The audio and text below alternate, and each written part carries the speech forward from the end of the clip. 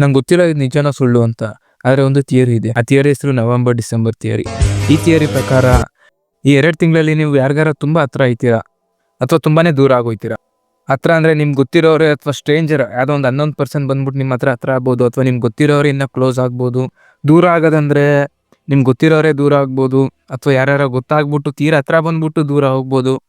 ದೂರ ಹೋಗೋದಂದರೆ may be ಲೊಕೇಶನ್ಗೆ ಹೋಗ್ಬೋದು, ಅಥವಾ ನೀವೇ ಬೇರೆ ಪ್ಲೇಸಿಗೆ ಹೋಗ್ಬೋದು, ಅಥವಾ ನೀವು ವರ್ಕ್ ಮಾಡ್ತಿದ್ದ ಜಾಗನ ಅವ್ರು ಬಿಟ್ಟು ಹೋಗ್ಬೋದು, ಅಥವಾ ನೀವೇ ಆ ಜಾಗನ ಬಿಟ್ಟು ಹೋಗ್ಬೋದು. ಒಟ್ಟು ಕನೆಕ್ಷನ್ ಮಿಸ್ಸಿಂಗ್ ಆಗುತ್ತೆ. ಅದು ಡಿಸೆಂಬರ್ ನವೆಂಬರ್ ತಿಂಗಳಲ್ಲಿ ಆಗುತ್ತೆ ಅಂತ ಹೇಳ್ತಿದ್ದಾರೆ. ನಂಗೆ ಗೊತ್ತಿಲ್ಲ ಅದು.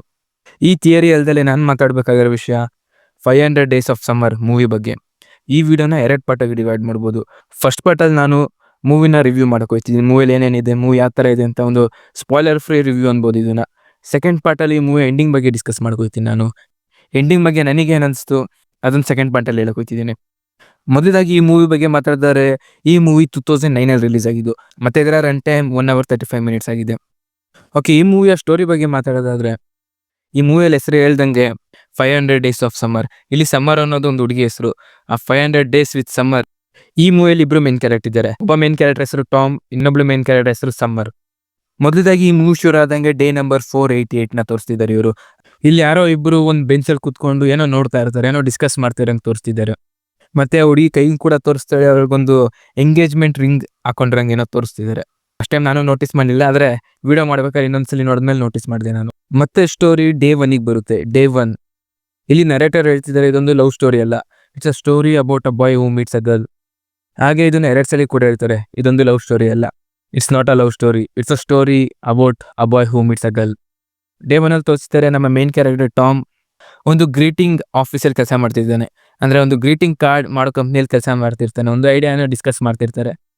ಆಗ ಸಡನ್ನಾಗಿ ಅವಳೊಂದು ಹುಡುಗಿ ಬರ್ತಾಳೆ. ಅವಳ ಹೆಸರು ಸಮ್ಮರ್. ಅವಳೊಂದು ಅಸಿಸ್ಟೆಂಟ್ ಆಗಿ ಕೆಲಸ ಮಾಡ್ತಿರ್ತಾಳೆ, ಆಗ ತಾನೇ ಸೇರ್ಕೊಂಡಿರ್ತಾಳೆ. ಸಮ್ಮರ್ನ ನೋಡ್ದಂಗೆ ನಮ್ಮ ಮೇನ್ ಕ್ಯಾರೆಕ್ಟರ್ ತುಂಬಾ ಇಷ್ಟ ಆಗೋಯ್ತು ಆ ಕ್ಷಣದಲ್ಲೇ.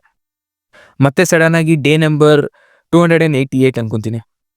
ಈಗ ನಮ್ಮ ಮೇನ್ ಕ್ಯಾರೆಕ್ಟರ್ ಏನೋ ಒಂದು ಡಿಪ್ರೆಸ್ಡ್ ಆಗಿ ಏನೋ ಇಲ್ಲೊಂದು ರೆಸ್ಟೋರೆಂಟಲ್ಲಿ ಊಟ ಮಾಡ್ತಿರ್ತಾರೆ, ಅವರು ಪ್ಯಾನ್ಕೇಕ್ಸ್ ತಿಂತಿರ್ತಾರೆ. ಆಗ ಸಮ್ಮರ್ ಹೇಳ್ತಾಳೆ we should stop meeting regularly. Sudden ಆಗಿ ಟಾಮ್ ಎದ್ದೋಯ್ತಾ ಇರ್ತಾನೆ. ಸಮ್ಮರ್ ಹೇಳ್ತಾಳೆ you still my best friend.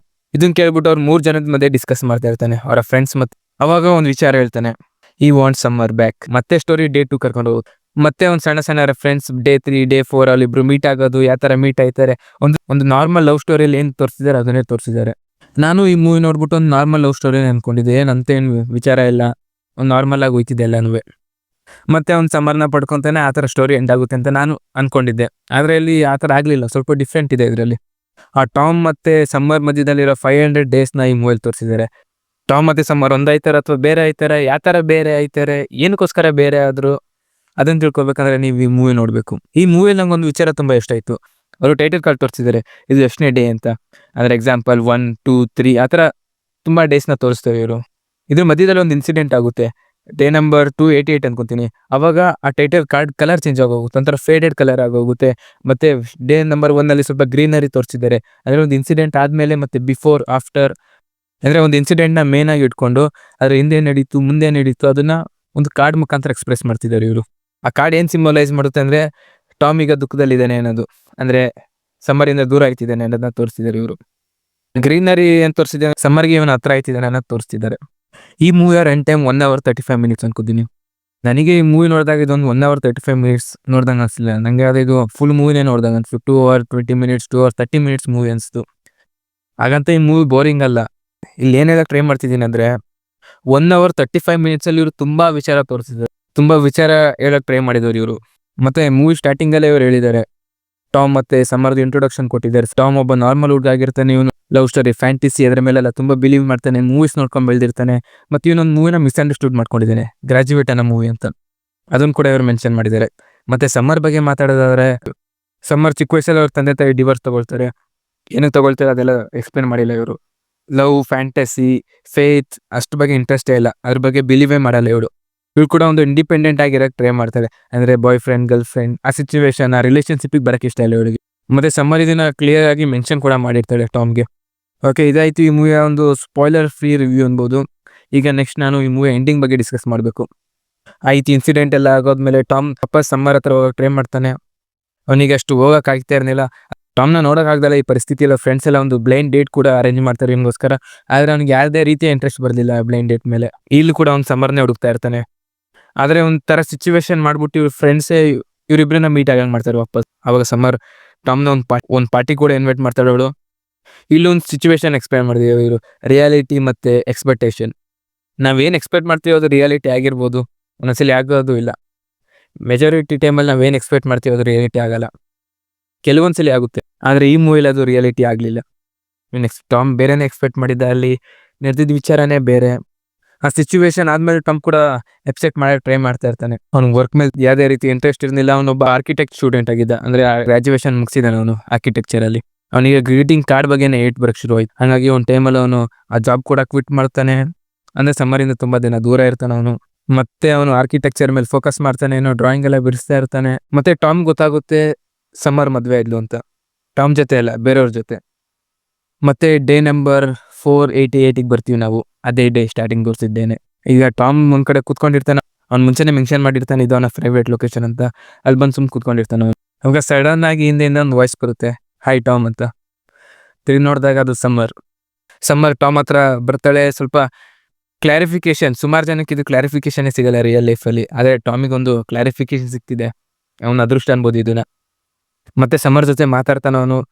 ಕೇಳ್ತಾನೆ ವೈ ಡಿಡ್ ಯು ಮ್ಯಾರಿಡ್, ಹಂಗೀಗೆಲ್ಲ ಪ್ರಶ್ನೆ ಕೇಳ್ತಾನೆ. ಅವಾಗ ಸಮ್ಮರ್ ಒಂದೇ ಉತ್ತರ ಹೇಳೋದು, ಮುಂಚೆ ನೀನು ಹೇಳ್ದಾಗ ನಾನು ನಂಬ್ತಿರ್ಲಿಲ್ಲ, ಈ ಲವ್, ಫ್ಯಾಂಟಸಿ, ಫೇಟ್ ಬಗ್ಗೆ ಎಲ್ಲ ನಾನು ಮುಂಚೆ ನಂಬ್ತಿರ್ಲಿಲ್ಲ. ಆದರೆ ಒಂದು ಪರ್ಸನ್ ಮೀಟ್ ಆದ್ಮೇಲೆ ನಾನು ಅದು ನಂಬಕ್ಕೆ ಶುರು ಮಾಡಿದೆ. ಅದು ನಿನ್ನಿಂದಾನೇ ಕಲ್ತಿದ್ದು, ಫೇಟ್, ಫ್ಯಾಂಟಸಿ ಎಲ್ಲ ಬಿಲೀವ್ ಮಾಡ್ತೀನಿ ಅಂತ ಹೇಳ್ತಾಳೆ ಅವಳು. ವೈ ನಾಟ್ ಮೀ, ಆ ಥರನೂ ಪ್ರಶ್ನೆ ಕೇಳ್ತಾನೆ ಅವ್ನು ಟಾಮ್. ಅವಾಗ ಅವಳು ಹೇಳ್ತಾಳೆ, ಏನೋ ಒಂದು ವಿಚಾರ ನಿನ್ನ ಬಗ್ಗೆ ಇಷ್ಟ ಆಗಲಿಲ್ಲ, ಒಂದು ವಿಚಾರ ಒಂದು ಫೀಲ್ ಆಗಲಿಲ್ಲ ನಿನ್ನ ಬಗ್ಗೆ ನಾನು. ಆದರೆ ಸಡನ್ನಾಗಿ ಒಂದು ದಿವಸ ಎದ್ದೆ, ಆ ವಿಚಾರ ಫೀಲ್ ಆಯಿತು, ಮದುವೆ ಆದೆ. ಮತ್ತೆ ಒಂದು ಕ್ಲಾರಿಫಿಕೇಶನ್ ಸಿಗುತ್ತೆ ಟಾಮಿಗೆ. ಈ ಸಿಚುವೇಶನಲ್ಲಿ ತುಂಬ ಜನ ಆರ್ಗ್ಯೂ ಮಾಡ್ಬೋದು, ಸಮರ್ದು ತಪ್ಪಿದೆ, ಟಾಮ್ದು ತಪ್ಪಿದೆ, ಇವರಿಬ್ಬರದು ತಪ್ಪಿದೆ ಅಂತ. ಅದಕ್ಕಿಂತ ಮುಂಚೆ ಲವ್ದು ಡೆಫಿನಿಷನ್ ಏನು ನಿಮ್ಮ ಪ್ರಕಾರ? What is love? ಒಬ್ಬರೊಬ್ಬರ ಪರ್ಸ್ಪೆಕ್ಟಿವ್ ಒಂದೊಂದು ಡಿಫ್ರೆಂಟ್ ಮೀನಿಂಗ್ ಬರ್ಬೋದು. ಸಮರ್ದು ಪರ್ಸ್ಪೆಕ್ಟಿವ್ ಒಂದು ಡಿಫ್ರೆಂಟ್ ಮೀನಿಂಗ್, ಟಾಮ್ದು ಪರ್ಸ್ಪೆಕ್ಟಿವ್ ಒಂದು ಡಿಫ್ರೆಂಟ್ ಮೀನಿಂಗ್ ಬಂದಿದೆ. ಇಲ್ಲಿ ನಾನು ಇವ್ರ ಪರ್ಸ್ಪೆಕ್ಟಿವ್ ಬಗ್ಗೆ ಮಾತಾಡೋಕೆ ಹೋಗ್ತಿಲ್ಲ. ಅಂದರೆ ಈ ಮೂವಿಯಲ್ಲಿ ಬರೀ ಟಾಮ್ದು ಪರ್ಸ್ಪೆಕ್ಟಿವ್ ಇಂದಾನೇ ತೋರಿಸಿರೋದು ಮೆಜಾರಿಟಿ. ಸಮರ್ದು ಪರ್ಸ್ಪೆಕ್ಟಿವ್ ತೋರಿಸಿಲ್ಲ. ಏನಕ್ಕೆ ಅವಳು ಮ್ಯಾರೇಜ್ ಆದ್ಲು, ಏನು ಸಿಚುವೇಶನ್ ಬಂತು ಅವಳಿಗೆ ಆ ಥರ ಮ್ಯಾರೇಜ್ ಆಗೋಕ್ಕೆ. ಇಲ್ಲಿ ತಪ್ಪು ಯಾರ್ದು ಅಂತ ಹುಡ್ಕೋಕ್ಕಾಗಲ್ಲ ನಮಗೆ. ಈ ಥರ ಸಿಚುವೇಶನ್ನ ನಾವು ಕಂಟ್ರೋಲ್ ಮಾಡೋಕ್ಕೂ ಟ್ರೈ ಮಾಡಬಾರ್ದು. We should not control every situation. We should just let it go. We should let go. We should just let go of the situation. ಈ ಸಿಚುವೇಶನ್ ಹಂಗೆ ಬಿಟ್ಬಿಡ್ಬೇಕು ನಾವು. ಎಂಡಲ್ಲಿ ಟಾಮ್ ಕೂಡ ಮೂವ್ ಆನ್ ಆಯ್ತಾನೆ. ಯಾವುದೋ ಒಂದು ಹೊಸ ಜಾಬಿಗೆ ಒಂದು ಇಂಟರ್ವ್ಯೂ ಕೊಡೋಕೆ ಹೋಗ್ತಾನೆ. ಈಗ ಕಂಪ್ಲೀಟ್ಲಿ ಅವನು ಬಿಲೀವ್ ಮಾಡಲ್ಲ. ಒಂದು ಲವ್ ಬಗ್ಗೆ ಆಗಿರ್ಬೋದು, ಫ್ಯಾಂಟಸಿ ಬಗ್ಗೆ ಆಗಿರ್ಬೋದು, ಫೇಟ್ ಬಗ್ಗೆ ಅವನು ತುಂಬಾ ಬಿಲೀವ್ ಮಾಡೋಕೆ ಹೋಗ್ತಾನೆ. ಅವನು ಅದ್ರ ಬಗ್ಗೆ ಬರ್ತು ಬಿಟ್ಟಿದ್ದಾನೆ. ಒಂದು ಜಾಬ್ ಇಂಟರ್ವ್ಯೂ ಅಟೆಂಡ್ ಮಾಡೋದು ಹೋಗ್ತಾ ಇರ್ತಾನೆ. ಯಾವುದೋ ಬೇರೆ ಹುಡುಗಿನ ಮೀಟ್ ಆಯ್ತಾನೆ ಅವನು. I hope you don't get this job ಅಂತ ಕೂಡ ಹೇಳ್ತಾನೆ. ಅವ್ರು ಕೂಡ ಅದೇ ರಿಪ್ಲೈ ಮಾಡ್ತಾರೆ, I hope you don't get this job ಅಂತ. ಅವಾಗ ಟಾಮ್ನ ಕರೀತಾರೆ ಇಂಟರ್ವ್ಯೂಗೋಸ್ಕರ. ಅವನ ಹತ್ರ ಹೋಗ್ತಾನೆ. ಒಂದು ಸಿಚುವೇಶನ್ ಏನೋ ಒಂದ್ಸಲಿ ವಾಪಸ್ ಬರ್ತಾನೆ, ನೇಮ್ ಕೇಳ್ತಾನೆ. I will meet you after this interview ಆ ಥರ ಹೇಳ್ತಾನೆ ಅವನು. ಮತ್ತೆ ಡೇ ನಂಬರ್ 1 ಶುರು ಆಗುತ್ತೆ. ಆ ಹುಡುಗಿ ಹೆಸರು ಆಟಮ್. ಅದಕ್ಕಾಗಿ ಒಂಥರ ಸಂದು ಸಿಂಬಲ್ ಎಲ್ಲ ತೋರಿಸಿದ್ದಾರೆ ಇವರು. ಮತ್ತೆ ಟಾಮ್ ಅದ್ರ ಬಗ್ಗೆ ಬಿಲೀವ್ ಮಾಡೋಕ್ಕೆ ಶುರು ಮಾಡ್ತಾನೆ. ಅಂದರೆ ಅವನು ಮತ್ತೆ ಅವನ ಥಾಟ್ ಬಗ್ಗೆ ಬಿಲೀವ್ ಮಾಡೋಕ್ಕೆ ಶುರು ಮಾಡ್ತಾನೆ. ಅಂದರೆ ಫೇತ್ ಬಗ್ಗೆ, ಫ್ಯಾಂಟಸಿ ಬಗ್ಗೆ ಮತ್ತೆ ಹೋಪ್ ಇಟ್ಕೊಂತಾನೆ ಅನ್ಕೊತೀನಿ. ಈ ಮೂವಿ ಇಲ್ಲೇ ಎಂಡ್ ಆಗೋಗುತ್ತೆ. ಮತ್ತೆ ಒಂದು ಥಿಯರಿ ಇದೆ, ಲಾಸ್ಟ್ ಮೀಟಿಂಗ್ ಥಿಯರಿ ಅಂತ. ಎಲ್ಲ ಥಿಯರಿಯನ್ನು ಇದೇ ವಿಡಿಯೋದಲ್ಲಿ ಇನ್ಕ್ಲೂಡ್ ಮಾಡ್ತಿದ್ದೀನಿ. ಪರವಾಗಿಲ್ಲ, ಈ ಥಿಯರಿ ಬಗ್ಗೆ ಜಾಸ್ತಿ ಮಾತಾಡೋಕ್ಕಾಗಲ್ಲ. ಥಿಯರಿ ಏನು ಅಂತ ಎಕ್ಸ್ಪ್ಲೇನ್ ಮಾಡ್ತೀನಿ. ಈ ಥಿಯರಿ ಪ್ರಕಾರ ಯಾವುದೇ ವ್ಯಕ್ತಿ ನಿಮ್ಮ ಲೈಫಲ್ಲಿ ಒಂದು ಸರ್ಟನ್ ಸಿಚುವೇಶನ್ ಆದಮೇಲೆ, ಆ ವ್ಯಕ್ತಿಯಿಂದ ನೀವು ಕಲಿಬೇಕಾಗಿರೋ ಲೈಫ್ ಲೆಸನ್ಸ್ ಎಲ್ಲ ಕಲಿತಾದ್ಮೇಲೆ ವ್ಯಕ್ತಿನ ನೀವು ಯಾವತ್ತೂ ಮುಂದೆ ಮೀಟ್ ಆಗೋಕ್ಕಾಗಲ್ಲ. ಒಂದು ಲಾಸ್ಟ್ ಮೀಟಿಂಗ್ ಅಂತ ಇದೆ, ಅದು ನಿಮ್ಗೆ ಗೊತ್ತಾಗಲ್ಲ ಇದು ಲಾಸ್ಟ್ ಮೀಟಿಂಗ್ ಅಂತ. ಸಿಟಿಯಲ್ಲಿ ಇದ್ರೂ ಕೂಡ ನೀವು ವಾಪಸ್ ಅವ್ರನ್ನ ಮೀಟ್ ಆಗೋಕ್ಕಾಗಲ್ಲ ಅಂತಿದೆ. ಈ ಮೂವಿ ಸ್ಟಾರ್ಟಿಂಗಲ್ಲಿ ಹೇಳ್ದಂಗೆ it's not a love story, it's a story about love.